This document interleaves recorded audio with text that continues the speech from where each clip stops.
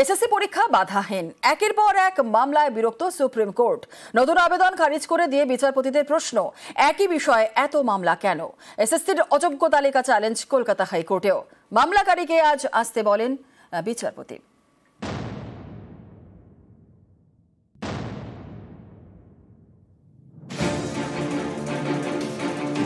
আগামী 7 এবং 14 সেপ্টেম্বর এসএসসির শিক্ষক নিয়োগ পরীক্ষা।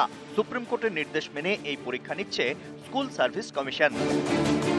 এই পরীক্ষা পিছিয়ে দেওয়ার আর্জি জানিয়ে গত কয়েকদিনে একাধিক মামলা দায়ের হয়েছে সুপ্রিম কোর্টে, যার কোনোটিতেই আমল দেয়নি দেশের শীর্ষ আদালত। সোমবার আরও একটি মামলা দায়ের হয়। পরীক্ষায় বসার যোগ্যতা মান হিসেবে স্নাতক স্তরে 50% নম্বর বাধ্যতামূলক করেছে এসএসসি। এই শর্তের ব্যাখ্যা চেয়ে মামলা দায়ের করেন এক ব্যক্তি।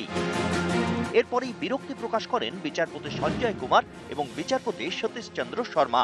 তারা প্রশ্ন করেন, একই বিষয়ে এত মামলা কেন? প্রতিদিন একই বিষয়ে মামলা আসছে। এরপরই এসএসসির বিজ্ঞপ্তি চ্যালেঞ্জ করে দায়ের হওয়া মামলা খারিজ করে দেয় সুপ্রিম কোর্ট। আদালতের মন্তব্য, নিয়োগ প্রক্রিয়ায় এসএসসির নীতিগত সিদ্ধান্তে কোনো হস্তক্ষেপ নয়। এদিন শুনানি চলাকালীন স্কুল সার্ভিস কমিশনের আইনজীবী আদালতকে জানান, অযোগ্যদের তালিকা প্রকাশ করা হয়েছে, অযোগ্যদের অ্যাডমিট কার্ড বাতিল করা হয়েছে। এসএসসির উদ্দেশ্যে বিচারপতি সঞ্জয় কুমার প্রশ্ন করেন, সব অযোগ্যদের নাম বাদ দেওয়া হয়েছে তো? উত্তরে এসএসসির আইনজীবী বলেন, হ্যাঁ, সব অযোগ্যর নামই বাদ দেওয়া হয়েছে। এ সন্দেহ প্রকাশ হচ্ছে মাননীয় সুপ্রিম কোর্ট যে আপনারা যোগ্যদের তালিকা সব দিয়েছেন তো, মানে বিশ্বাস করছে না, তাহলে আমরা কি করে বিশ্বাস করব? সেই জন্যই তো আন্দোলন।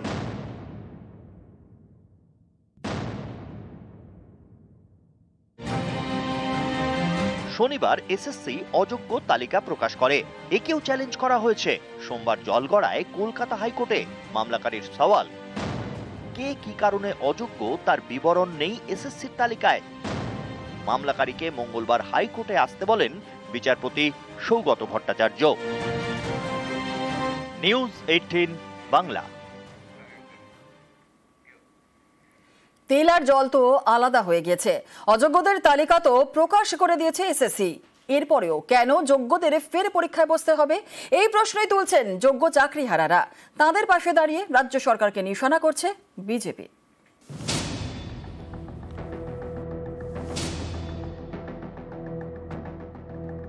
সুপ্রিম কোর্টের নির্দেশ মেনে অযোগ্যদের তালিকা প্রকাশ করেছে স্কুল সার্ভিস কমিশন। 7 এবং 14 সেপ্টেম্বরের পরীক্ষায় বসতে পারবেন না এই অযোগ্যরা, কিন্তু চাকরি পেতে হলে যোগ্যদের এই পরীক্ষায় বসতেই হবে। এতেই আপত্তি যোগ্যদের। তাদের প্রশ্ন, তাহলে যোগ্যদের আবার কেন পরীক্ষা দিতে হবে? একটা চাকরির জন্য কতবার যোগ্যতা প্রমাণ করতে হবে? যারা বেআইনিভাবে চাকরি পেয়েছিলেন তাদের তো অযোগ্য হিসেবে চিহ্নিত করেই দিয়েছে এসএসসি। এখন তো কারা যোগ্য সেটা বোঝাই যাচ্ছে। তাহলে যোগ্যরা কেন চাকরি ফিরে পাবেন না? কেন ফের পরীক্ষায় বসতে হবে যোগ্যদের? এই দাবি তুলে ইতিমধ্যেই মুখ্যমন্ত্রী এবং বিরোধী দলনেতাকে চিঠি দিয়েছেন যোগ্য চাকরিহারারা।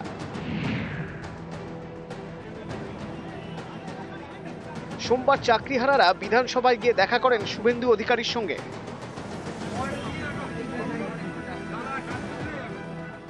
আমরা চাইব রাজ্য সরকার নিশ্চয়ই যেন চান যে বিধানসভায় আধ ঘন্টা 1 ঘন্টার জন্য আমাদের বিষয়টা তুলে ধরে সর্বসম্মতভাবে, সাধারণত কি হয়, শাসক না চাইলেও বিরোধীরা চায়, অথবা বিরোধী না চাইলে শাসক চায়, কিন্তু আমরা দেখতে পাচ্ছি যেখানে শাসক বিরোধী দুপক্ষই রাজি হতে চাইবে এমন একটা জিনিস ঘটতে চলেছে। এই অনন্য নজির যেন সৃষ্টি হয়। সুপ্রিম কোর্টের নির্দেশেই অযোগ্যদের তালিকা প্রকাশ করেছে এসএসসি। দেশের শীর্ষ আদালত লাগাতার চেষ্টা করছে পরীক্ষাকে বাধাহীন রাখার। ঠিক তখনই আসরে বিরোধীরা সুপ্রিম কোর্টের কাছে হাত জোড় করে যান, যে বলুন যে বাকিরা যোগ্য, আপনি তাদেরকে চাকরিতে বহাল রাখার অনুমতি দিন। অপোজিশন একটা চিঠি স্পিকারকে দিয়েছেন, আমরা সর্বদলীয় প্রস্তাবে সমর্থন করব এবং সেই প্রস্তাব রাজ্য সরকার চান। রাজনীতির ঊর্ধ্বে উঠে বিরোধীরা দীর্ঘভাবে 15,000 শিক্ষক শিক্ষিকার চাকরি বহালের পক্ষে সর্বসম্মত সিদ্ধান্ত বিধানসভা থেকে নিয়েছে। আমি মনোজ পন্ত চিফ সেক্রেটারিকে একদম স্পেসিফিক প্রস্তাব পাঠাচ্ছি সর্বদলীয় প্রস্তাব আনার জন্য। যোগ্য সেই প্রস্তাব নিয়ে যদি সুপ্রিম কোর্টে রাজ্য সরকার যায়, আমার ধারণা এটা একটা নজির স্থাপন। উনি কিসে সাপোর্ট করবেন তার জন্য তো সরকার বসে নেই। সরকারে যেটা করবে সেটা সরকার করবে। এই ব্যাপারটা বিচারাধীন। সুতরাং শিক্ষক তারা বসতে পারেন, তারা না বসতে পারেন, তারা আলোচনা করতে পারেন, তারা সমালোচনা করতে পারেন, তারা উপায়ের কথা বলতে পারেন, কিন্তু যেটা করার সরকার সিদ্ধান্ত অনুযায়ী সরকার করবে। আইনের ব্যবস্থার মধ্যে দিয়েই, বিচার ব্যবস্থা যা আমাদের আছে সেই ব্যবস্থার মধ্যে দিয়েই সমস্ত কেসগুলো দেখা হয় এবং দেখা হবে। এই পরিস্থিতিতে অনেকেরই প্রশ্ন, ফের যেভাবে রাজনীতির হাওয়া গরম হচ্ছে তার জেরে ফের নিয়োগ প্রক্রিয়া ধাক্কা খাবে না তো? নিউজ 18 বাংলা। কোথাও নদী থেকে বালি চুরি, কোথাও আবার নদীর বালি, পাথর এবং পাড়ের মাটি তুলে পাচার। জলপাইগুড়ির নাগরাকাটা এবং উত্তর দিনাজপুরের ইসলামপুরে নদী পাড়ে বাড়ছে ক্ষোভ।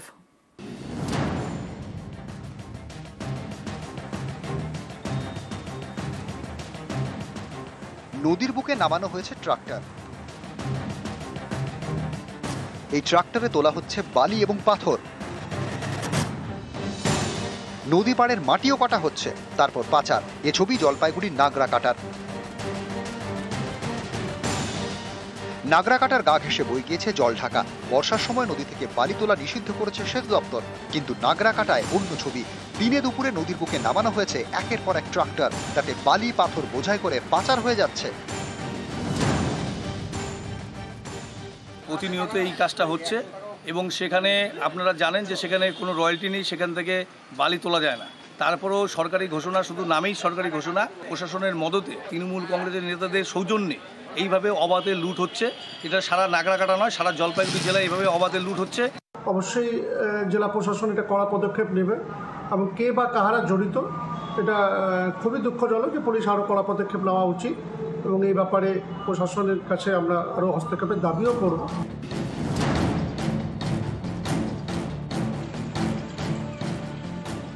উত্তর দিনাজপুরের ইটাহার, এখান দিয়ে বয়ে গিয়েছে মহানন্দা।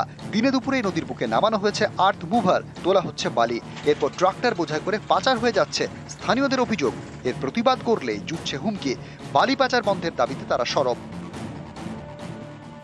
অবৈধভাবে বালি খনন করছে, আমরা যদি বাধা দিতে যাই এখানকার যে লোকাল নেতৃত্বগণ আমাদেরকে চাপ দিচ্ছে যে না, এগুলো সবকিছু আমাদের বলা আছে বিডিও থেকে এমএলএ কে পর্যন্ত, এবং প্রধানও এখানকার যে আমাদের প্রধান লোকাল প্রধান আছে সে প্রধানও আমাদের বলছে যে না, এটা সবকিছু করা আছে, আমরা কিছু করতে পারবো না। তাই আমরা প্রশাসনের কাছে দ্বারস্থ হচ্ছি। ইটাহার, জামালপুর, কাপাসিয়ায় মহানন্দা নদী থেকে বালি এবং মাটি পাচারের অভিযোগ, এই বিষয়ে নাকি প্রশাসনকে জানানো হয়েছে। কোনো লিখিত অভিযোগ জমা পড়েছে আপনার কাছে? না, আমার কাছে কিন্তু ওরকম কোনো অভিযোগ জমা পড়েনি। আপনি একবার বিএলআর সাহেব কিংবা আইসি সাহেবের সাথে কথা বলুন। যদি কোনো অভিযোগ জমা পড়ে এই বিষয়ে ব্যবস্থা গ্রহণ করবেন? হ্যাঁ, আমরা কথা বলবো। জলপাইগুড়ি থেকে রকি চৌধুরী এবং উত্তর দিনাজপুর থেকে মুক্তা সরকার, নিউজ 18 বাংলা।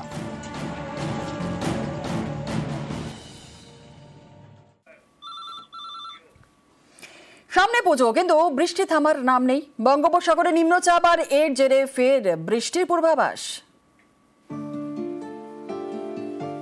সেপ্টেম্বর মাস, এ মাসেই পুজো, বৃষ্টি থামার নামই নেই। ফের রাজ্য জুড়ে বৃষ্টির পূর্বাভাস। উত্তর পূর্ব বঙ্গোপসাগরে মায়ানমার সংলগ্ন এলাকায় একটা আমাদের ঘূর্ণাবর্ত রয়েছে এবং এর প্রভাবে আগামী 24 ঘন্টা বা আগামী দুদিনে আমাদের দক্ষিণবঙ্গের সমস্ত জেলাতেই হালকা থেকে মাঝারি বৃষ্টিপাত হওয়ার সম্ভাবনা থাকছে। তার সঙ্গে ভারী থেকে অতি ভারী বৃষ্টিপাত মূলত দক্ষিণ 24 পরগনা জেলায় হওয়ার সম্ভাবনা রয়েছে এক দু জায়গায়, আর ভারী বৃষ্টিপাত সম্ভাবনা রয়েছে উত্তর 24 পরগনা, হাওড়া, হুগলি, পূর্ব পশ্চিম মেদিনীপুর জেলায়। কলকাতাতেও সম্ভাবনা আজ রাত্রের দিকে একটু বেশি বৃষ্টিপাত হওয়ার সম্ভাবনা রয়েছে। মৎস্যজীবীদের 1, 2, 3 এই 3 দিন সমুদ্রে যেতে মৎস্যজীবীদের মানা করা হয়েছে।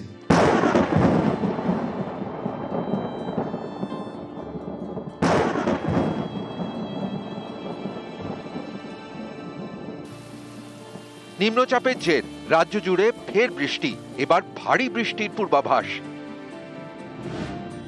মঙ্গলবার বৃষ্টির পূর্বাভাস রয়েছে দক্ষিণবঙ্গের সব জেলায়। ভারী বৃষ্টি হবে কলকাতা, হাওড়া, হুগলি, উত্তর 24 পরগনা এবং দক্ষিণ 24 পরগনায়। উত্তরবঙ্গেও মঙ্গলবার এবং বুধবার বিক্ষিপ্তভাবে বৃষ্টি চলবে। জলপাইগুড়ি ও আলিপুরদুয়ারে রয়েছে ভারী বৃষ্টির পূর্বাভাস।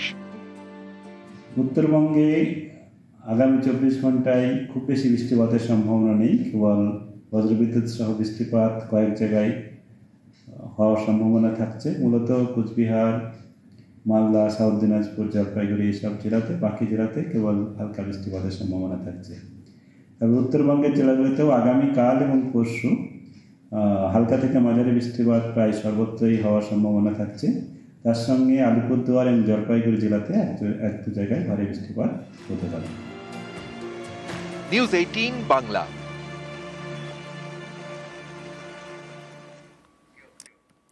চোখ রাখছি পরবর্তী খবরের দিকে। ট্রাম্পের শুল্ক যুদ্ধের মধ্যেই বিশ্ব মঞ্চে ফোকাসে নরেন্দ্র মোদী। চীনে এসিও সামিটে এক ফ্রেমে মোদী, পুতিন, জিনপিং।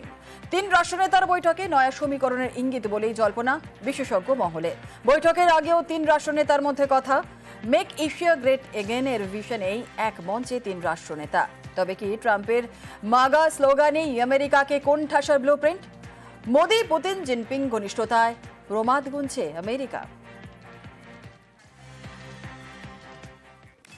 এসিও সামিটের পরেও মোদী পুতিন কাছাকাছি। পুতিনের গাড়িতেই দ্বিপাক্ষিক বৈঠকে মোদী, রুশ প্রেসিডেন্টের আর্জিতেই শিখে প্রোটোকল। খোশ মেজাজে একই গাড়িতে 2 রাষ্ট্রনেতা।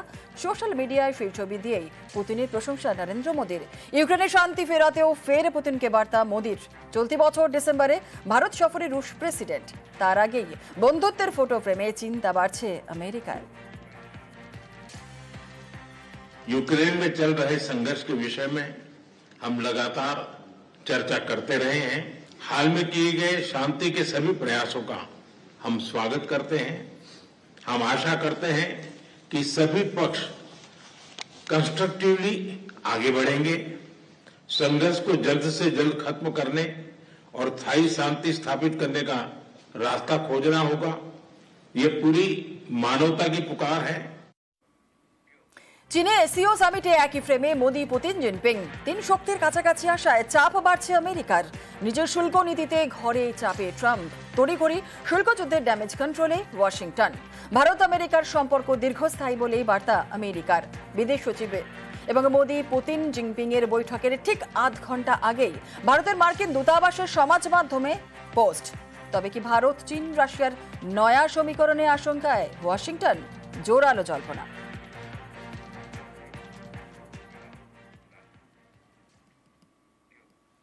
চীনে এসিও সামিটেও মোদীর মুখে পেহেলগাঁও ইস্যু। সামিট বক্তৃতায় জঘন্য জঙ্গি হানার নিন্দায় সরব ভারতের প্রধানমন্ত্রী। সন্ত্রাসবাদ বরদাস্ত নয় বলে ফের কড়া বার্তা নরেন্দ্র মোদীর। भारत पिछले 4 दशकों से निर्मम आतंकवाद का दंश झेल रहा है। कितनी ही माताओं ने अपने बच्चे खोए और कितने बच्चे अनाथ हुए। हाल ही में हमने पहलगाम में टेररिज्म का बहुत ही घिनौना रूप देखा। यह हमला केवल भारत की अंतरात्मा पर ही आघात नहीं, यह मानवता में विश्वास रखने वाले हर देश, हर व्यक्ति को खुली चुनौती थी। प्रश्न उठना स्वाभाविक है, क्या कुछ देशों द्वारा आतंकवाद का खुलेआम समर्थन हमें स्वीकार्य हो सकता है? हमें स्पष्ट रूप से और एक स्वर में कहना होगा कि आतंकवाद पर कोई भी डबल स्टैंडर्ड स्वीकार्य नहीं हुई। ये मानवता के प्रति हमारा दायित्व है। বিশ্বমঞ্চে ফের মাথা হেট পাকিস্তানের। বন্ধু দেশেই কার্যত এক ঘরে পাক প্রধানমন্ত্রী। এসিওর মঞ্চে যখন খোশ গল্পে মশগুল মোদী, পুতিন, ঠিক তখনই পাশে কাজুমাজু মুখে দাঁড়িয়ে শহবাজ শরীফ। পাক প্রধানকে পাত্তা দিতে নারাজ 2 রাষ্ট্রপ্রধান। তবে কি বিশ্ব রাজনীতিতে পাকিস্তান অপ্রাসঙ্গিক বোঝানোর কৌশল? জোরালো হচ্ছে সেই জল্পনাও।